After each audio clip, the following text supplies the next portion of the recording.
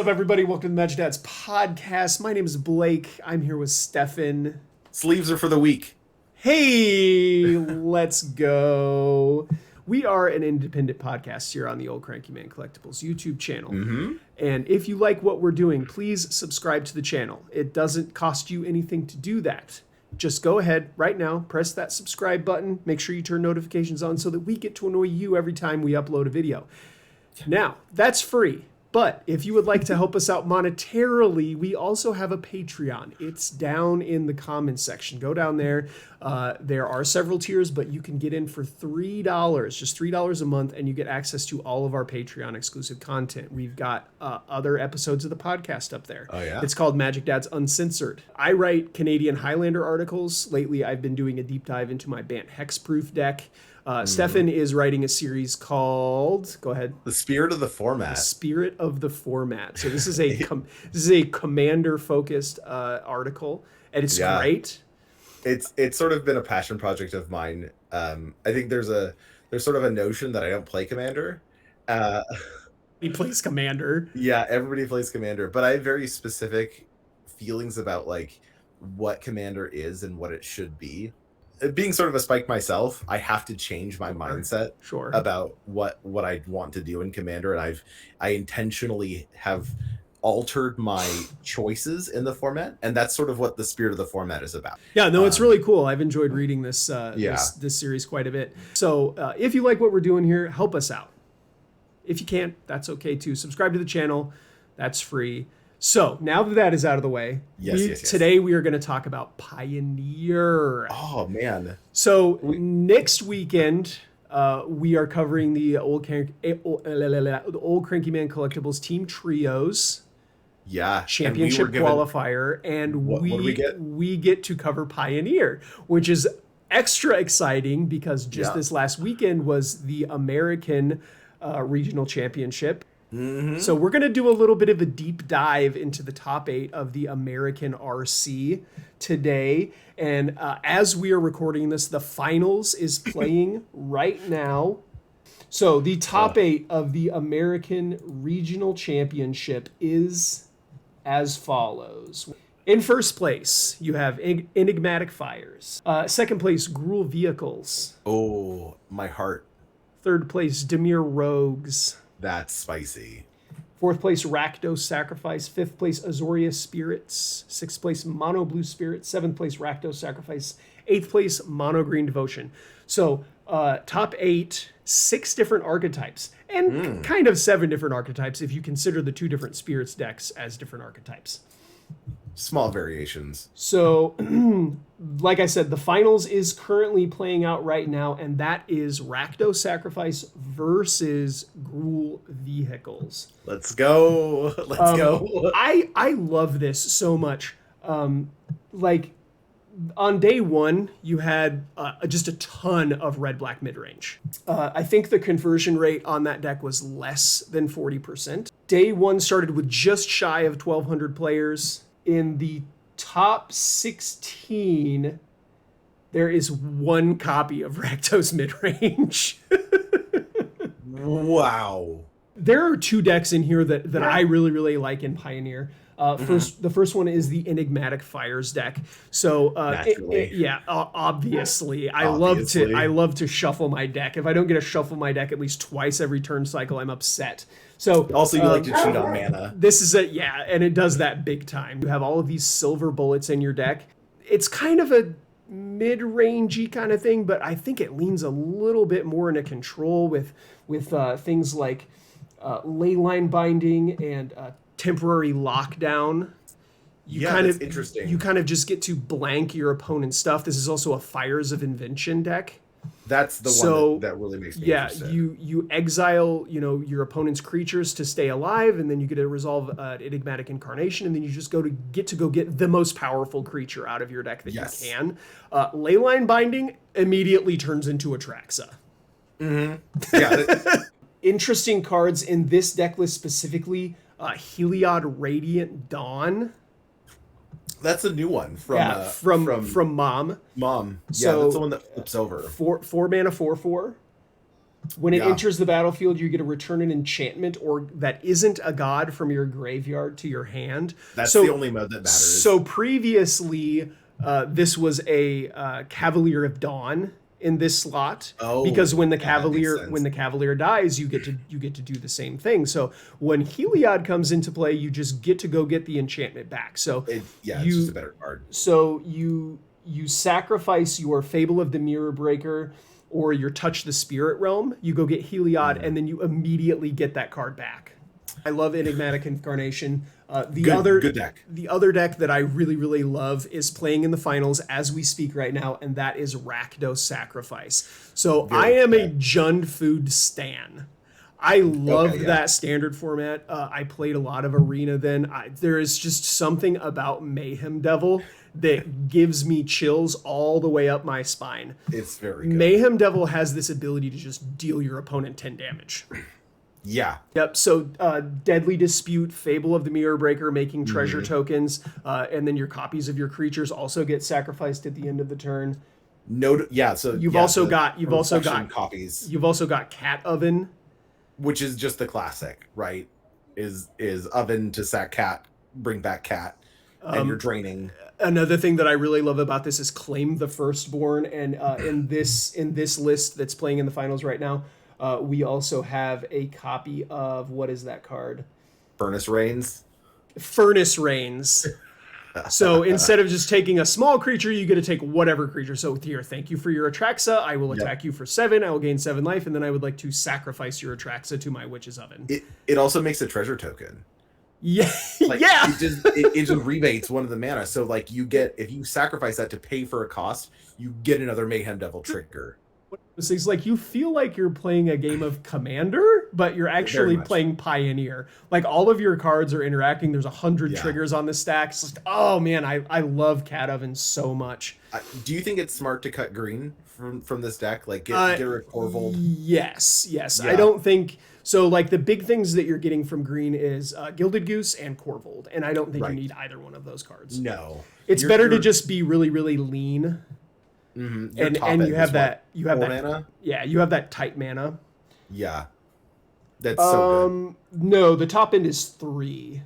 Just the Fables. If you're bringing Kroxa back from the graveyard, is what I'm saying. Like if you. Oh yeah, sure. That's like the most mana you're going to spend on anything in the game. It's still just such a sweet deck. So what do you like to see? What is awesome deck for you in this top 8? My favorite deck is also playing in the finals against your favorite deck, which is Gruul Vehicles. You always get so lucky. Yeah. So this deck is sort of a permutation of a Gruul deck that I've played a lot in Pioneer, which is the Possibility Storm deck. And this deck shares about 80% of the DNA. It does have a lot. There's a lot of overlap. Yeah. It's so much overlap. The 20% difference is like I'm running this weirdo combo, whereas this deck is killing your opponent.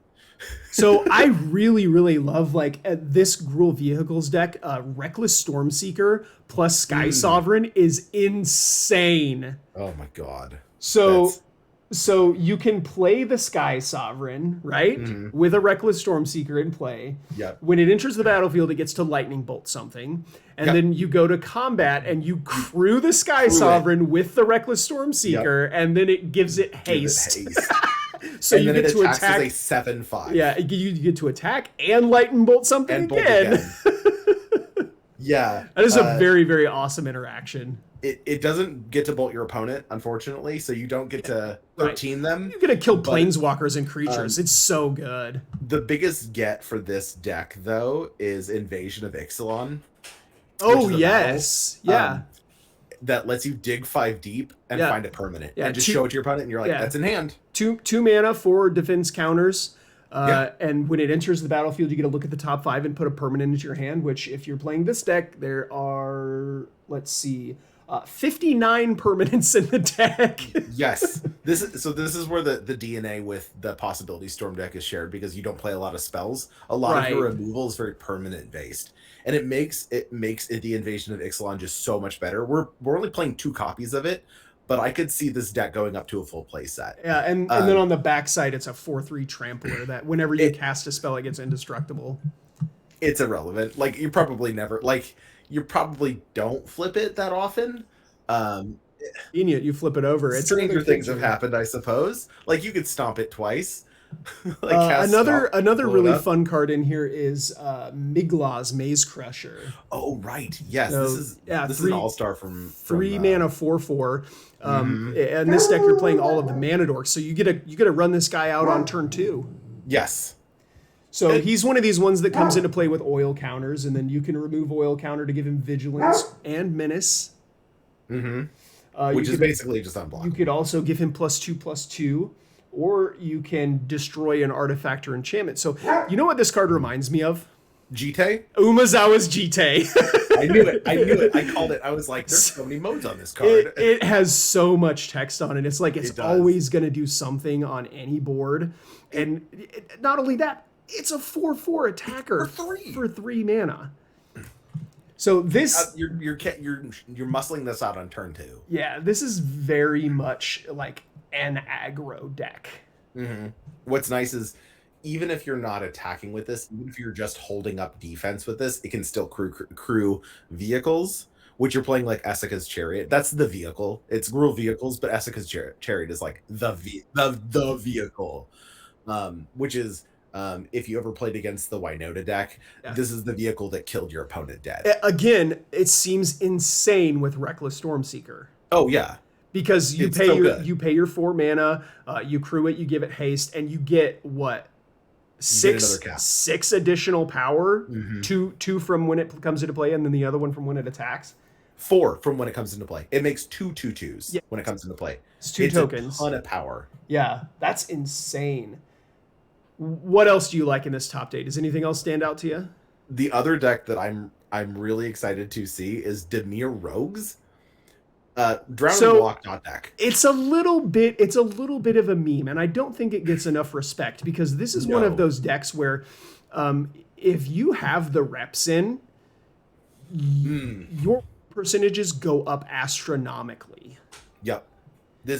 It's a deck that requires the deck and your matchups very well, because it's sort of one of those mill decks that's not trying to mill your opponent out. Right, yeah. You're trying to get value from them having a full graveyard. Right, yes. This is the 4 Drown in the Lock deck. Like, yes. How do we make Drown in the Lock work? Okay, let's mill them a whole bunch with these rogues. Not only that, but the rogues, like Thieves Guild Enforcer, oh my god. Flash. Yep. Same with Soaring Thought Thief. Yeah. Another Flash. I was going to get there. Soaring Thought Thief, Flash. Yep. So you get to play your land and pass your turn, and your opponent has no idea what's going on, and then all of a sudden you have a 2-power attacker.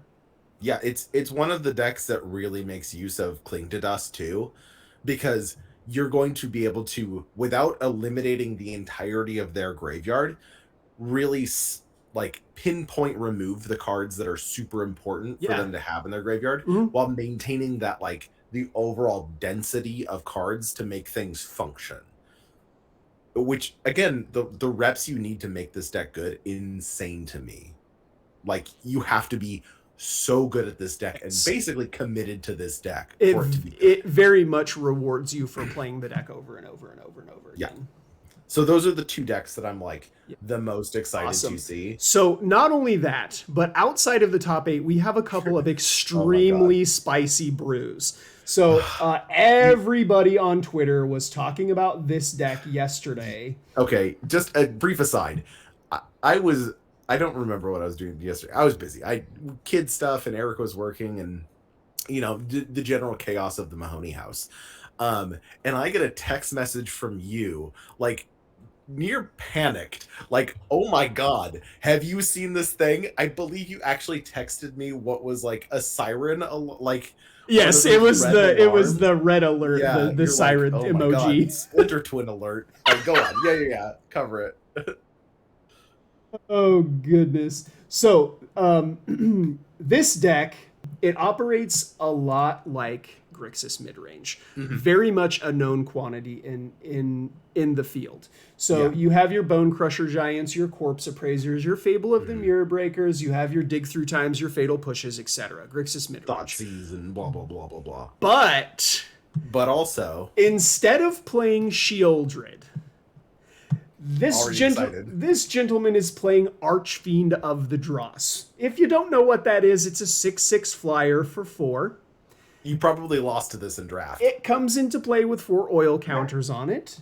At the beginning of your upkeep, you remove an oil counter from it, and then if it has no oil counters on it, you lose the game. So this is very much like in the same vein as Abyssal Persecutor, right? It's a 6/6 flyer for 4. You also have Desecration Demon. There have been several different iterations of this. If you get to attack and connect with this thing 4 times, your opponent is dead. 4 times. So generally it's 3, though. They probably already taken 2. Yeah, the lose the game clause does not apply. Except in this deck, it does, because this deck is also playing Metamorphic Alteration. What's that, Blake? This is such a weird card. So, pioneer a format that has tons of creatures in it. Even the decks that are creature light have things like Fable of the Mirror Breaker that makes them a Goblin Shaman token. Yes, so, Metamorphic Alteration is a 2-mana blue enchantment that, when it enters the battlefield, the enchanted creature becomes a copy of another target creature. So, you will gladly give your opponent their own copy of Archfiend of the Dross, and then pass the turn back to them. Guess what? There's no oil counters on it. Yeah, it's got to enter the battlefield to get those oil counters, bud.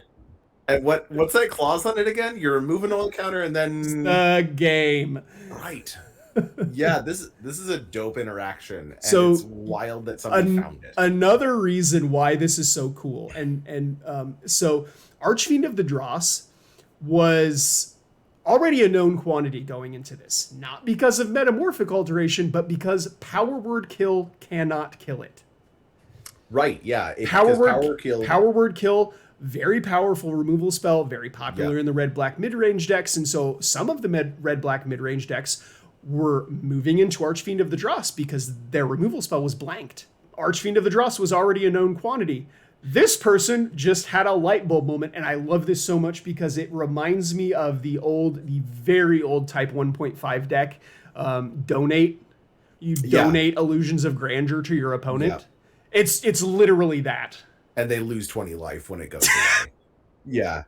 It's such a clunky combo deck, but this one has the benefit of just sometimes killing your opponent with your Archfiend of the Dross. Yeah. Because you can just kill them with a 6/6 flyer. Or also, you can conveniently turn your Goblin Shoblin token into their Shieldred. Lastly, let's see, this deck, what place did this deck finish in? This deck finished in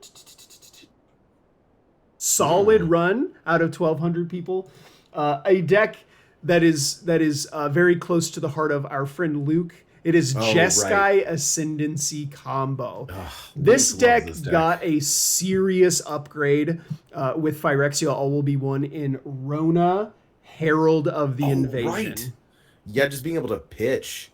That card seems insane. So this is a combo deck that goes off with Mox Amber and Emry Lurker of the Lock. So you have 2 Mox Ambers and an Emry with a Jeskai Ascendancy. So you get to keep cycling through those and keep untapping your Emry. Your Emry continues to get bigger. And on top of that, you have cards like Rona and Jace Vryn's Prodigy to let you cycle through your deck. So you can just both of them in play at the same time. Yes, so and then with the Jeskai Ascendancy, you also get to draw and discard a card every time. Yep. So once you have the combo assembled, you just get to churn through vast quantities of your deck. You have cards like Retraction Helix that kind of double as a redundant copy of Mox Amber. Because you can tap to bounce something. So every time you're netting mana from the Mox Amber, you're drawing 2 cards deeper into your deck. And then eventually your creatures just get so big that you can either bounce their blockers with the Retraction Helix creature, or you can just attack. This is a deck that used to be 4 colors. And weirdly, it was primary green. It's because the mana dorks are the only way you could net mana while you were doing this. But with the addition of with the addition of Imri and Mox Amber, that's no longer an issue. Correct. It still has a lot of moving pieces to it, but when you look at it from the perspective of like, it's a combo deck where every piece of the combo is still a very good card to play in isolation. Yes. And Emery specifically being able to get back your Moxen if they get destroyed, or get back anything out of the graveyard, like it's just going to get better over time. Like so Rona's just good on Rona too, right? Yes, absurd. She is a Phyrexian Obliterator on the back. On the backside, yeah. If you just need to flip her, just flip her. So when I saw that this was one of the 9-0 decks at the, or maybe 8-1, it was in the top couple places last night at the end of day one. And I immediately jumped in Discord, started talking to Luke, and he was like, yeah, it's just not very good against the Rakdos mid-range deck. And the reason for that being is because they have this huge quantity of removal spells, and all they have to do is point one of those removal spells at your Imri. Right. You can't go off. And they get to do that kind of at their own leisure. Right. It's still... So lucky, it sucks. Yeah. lucky for this person, they dodged that. In the entire... 9 rounds of day one, they only played against Rakdos midrange one time, and which is shocking considering the amount of Rakdos midrange that was in day one.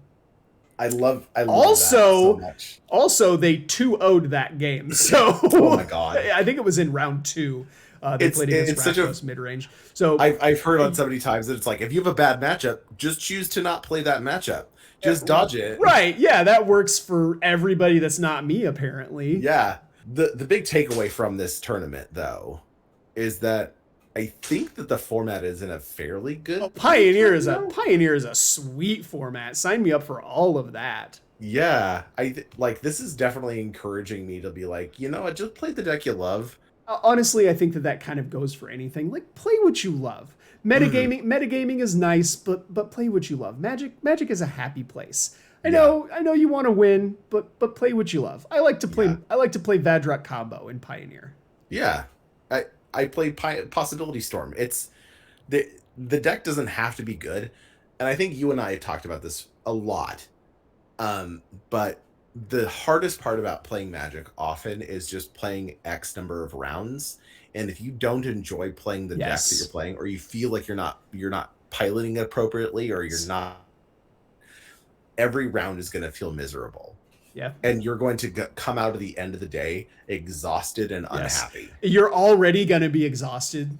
Oh, yeah. So you better have fun. Yeah, just enjoy it. And, embrace your bad matchups. Enjoy your opponents. Have good conversations.